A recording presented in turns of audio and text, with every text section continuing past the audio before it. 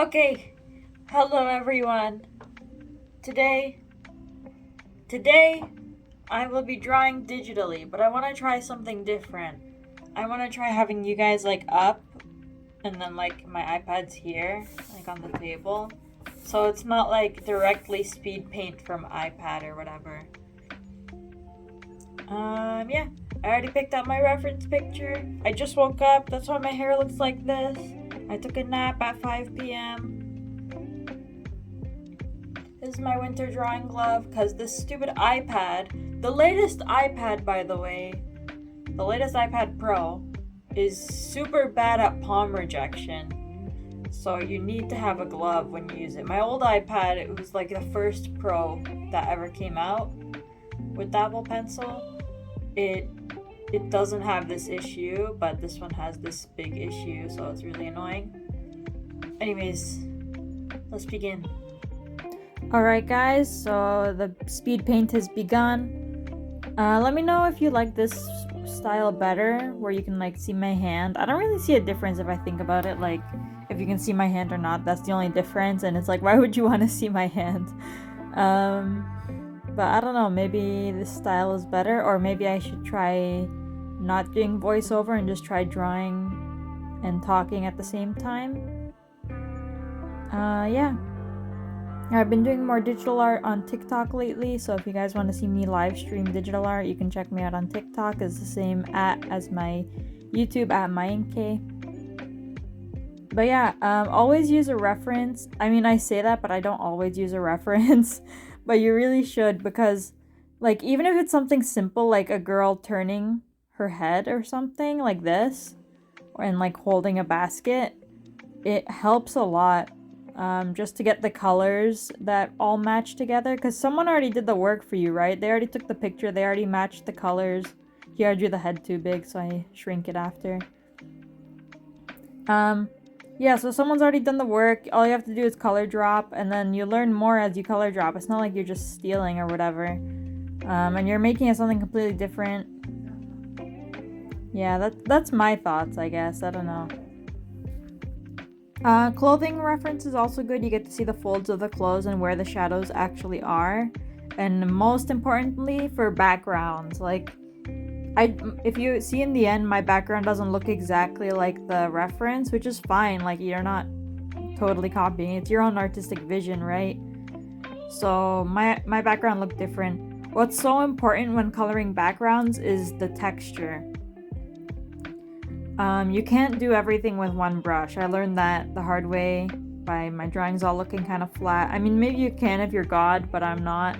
So I usually use like tree brushes and bark brushes, and see right there I'm using like a leaf brush.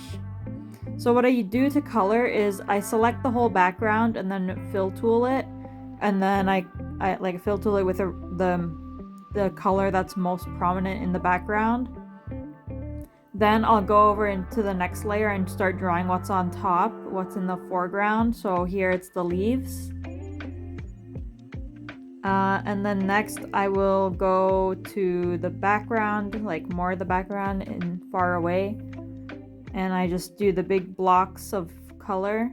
Like here I select, I don't know what that is, like the wall.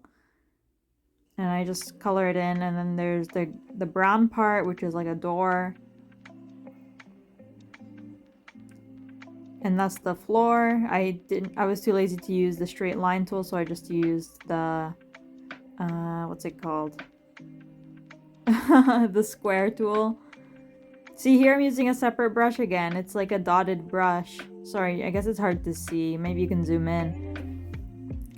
But basically I blurred it and then I narrowed the texture so that it looks kind of unique. So use all of the Clip Studio to your advantage. Doesn't have to be Clip, like you can be using whatever Procreate or whatever you use. Paint Tool, Ibis Paint. But whatever you use, try your best to learn it and download good brushes so that you can make what you have in your head. My favorite part is when I add all the lights. You guys will see later, but looks like right now I'm just adding more texture to the wall. The blur tool is like literally amazing. Always use it, I feel like. So for the actual character in the front, which is Judai Yuki from Yu-Gi-Oh! GX, you can see the line art. I don't do line art. I'm just lazy. I don't do line art. But you can see how the line art, there's like spaces everywhere. There's like holes of white, which is fine. Because later in I'll go in and color the background black. You'll see like the background behind the background. So that every white space will turn black.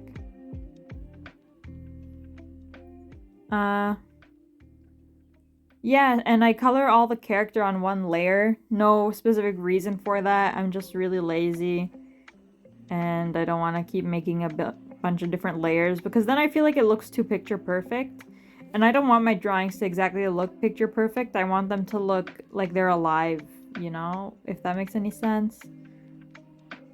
Like you caught him in a real moment, not like, oh, this is easily fabricated and he's standing there and I don't know how to explain, but I was having a lot of trouble with the clothes actually, like the highlights and the shadows. I don't know why.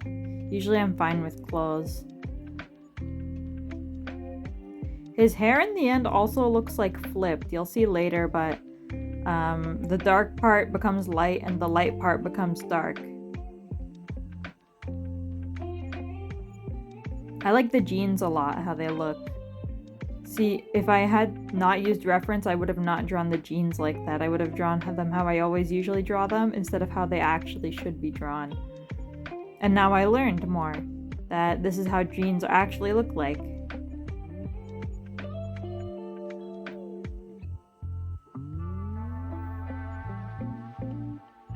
So yeah, the character is basically done. I didn't really care for the basket. The basket, like, I was really bad at it. So I just kind of left it and hoped it would be ignored. See, I filled it in with black and immediately it looks so much better. Like there's no colors or white spaces between anything. Now I'm just adding different shading to the hair. And the colors all of them, I color pick them from the reference picture. Like the brown is taken from her hair, the skin tone's taken from her skin tone. The background's taken from her background. Yeah, so even if you're like, oh, this image doesn't have any like red or whatever, zoom in really close, find that one red pixel, and you're good. Just use that color red. And if you really can't find any, just make up your own. Do your best to make it a value that matches. If that makes any sense. So I really didn't care for this part, like actually coloring him in. I probably should have more, but the reason I didn't care so much is because the lighting matters more than the coloring.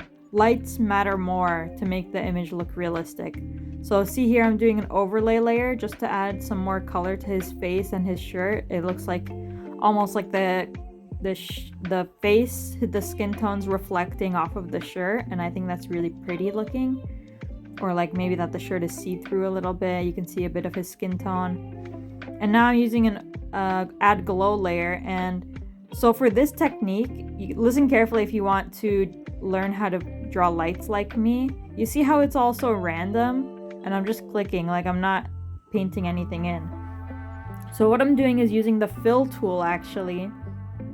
Using the fill tool at 0 tolerance. If you go into the fill tool settings, you'll see a tolerance and it'll go to 0, like move the bar to 0. Then anything you color with the fill tool, it'll be really extra sensitive to different lights or to different colors. So it will not color anything outside of an immediate radius that it detects to be the same color. So if you want like kind of random lighting like that, like dappered light, I think it's really good. That's what I always do for light, and it's a really lazy way to do light, but I find that it works. Like, why not?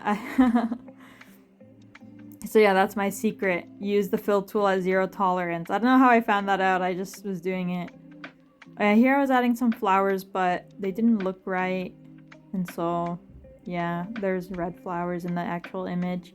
And then I realized that on the side of his butt, there's more greenery. I realized that later. Oh yeah, and the shirt, see, I kept fiddling with it. It looked off and off. I couldn't figure it out.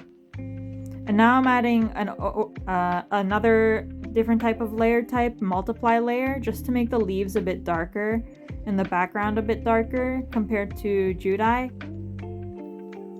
And I'll also add another add glow layer at the end, just in the top right corner to add like a inkling of sunshine.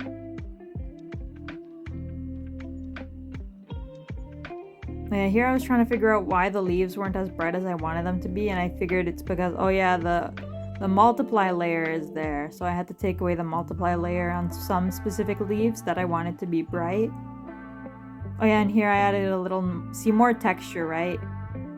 So it's just a line, like a bark texture, but I added it because I thought it would look good in this situation as well.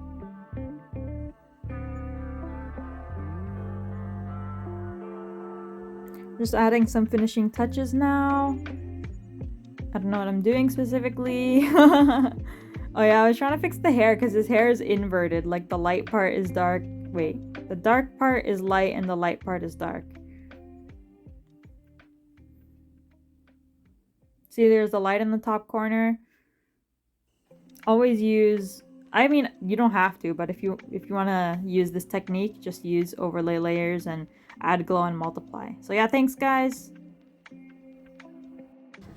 Okay guys, it's done. Ta-da! I'll post it on Twitter. But yeah, I hope you learned something. It was really fun to draw. I think it looks okay. It could be better, definitely.